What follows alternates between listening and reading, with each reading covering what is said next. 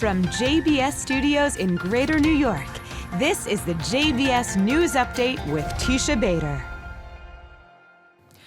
I'm Teisha Bader with the JBS News Update for Tuesday, November the 29th, 2022. An Israeli soldier was seriously injured today in a Palestinian car ramming attack in the West Bank. The IDF said an assailant rammed an IDF soldier with a vehicle near the community of Kochav Yaakov earlier today. And Israel police forces in the area pursued the assailant and neutralized him. The Times of Israel reports that a knife was also found in the vehicle of the attacker. The wounded soldier, who is female, was taken to the hospital for treatment for a head injury. The IDF noted that this is the 9th car ramming attack against Israelis this year, resulting in 10 injuries. And staying with the IDF, the Israeli army is holding military drills with the U.S. The IDF tweeted that a series of joint aerial exercises between the IDF and the U.S. armed forces will begin today. Fighter jets and refuelers from the Israel Air Force and the U.S. Air Force will take part in the exercise and simulate a number of scenarios in the face of regional threats. The Times of Israel reporting that those simulations refer to simulating strikes against Iran and its regional terror proxies.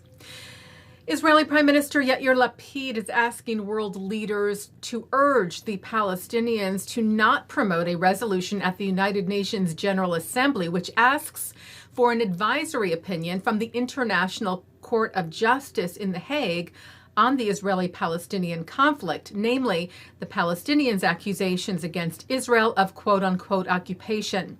Lapid's office said that yesterday he sent a letter to over 50 world leaders calling on them to exert their influence on the Palestinian Authority to prevent the vote, which Lapid said is the outcome of a concerted effort to single out Israel, to discredit our legitimate security concerns, and to delegitimize our very existence, writing that the status of disputed territory should be subject to direct negotiations between Israel and the Palestinian Authority, and that bringing the matter before the ICJ contravenes the principle of direct negotiations accepted by the international community, and Lapid wrote, will play into the hands of the extremists.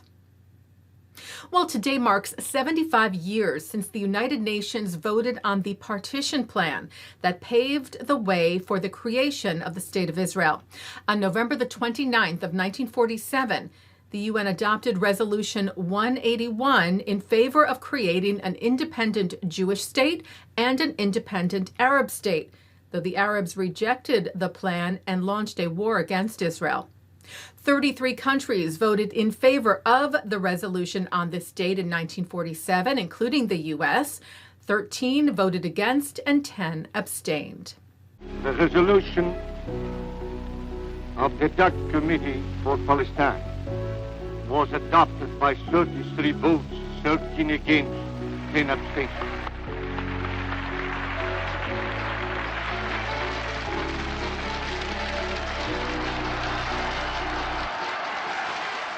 Mayors from across the United States and from 22 other countries around the world will take part in what is said to be the largest ever gathering of municipal leaders to fight anti-Semitism.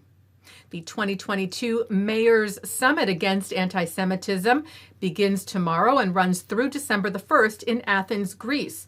It is hosted by Athens Mayor Kostas Bakoyannis, who said that Athens is the birthplace of democracy, and the significant rise of hate and anti-Semitism we are witnessing around the world is a threat to our cherished democratic values.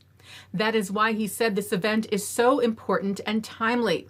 We see an insidious spread of anti-Semitism, so there is a need to fight this scourge at the local level. The event is co-hosted by the Combat Anti-Semitism Movement and the Center for Jewish Impact in partnership with the Jewish Federations of North America.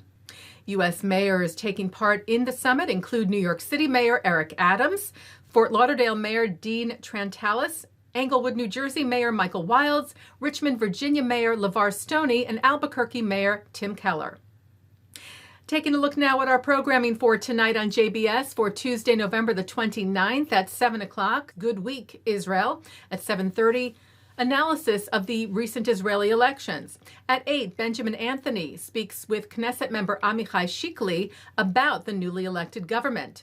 At 9, Mark Golub sits down with Chloe Valdary on L'chaim. At 10, a discussion on racism from the Anti-Defamation League's Never Is Now conference last year. And coming up next, it's the Dershow. And that's the JBS News Update for Tuesday, November the 29th, 2022. I'm Teisha Bader. Stay healthy, stay well.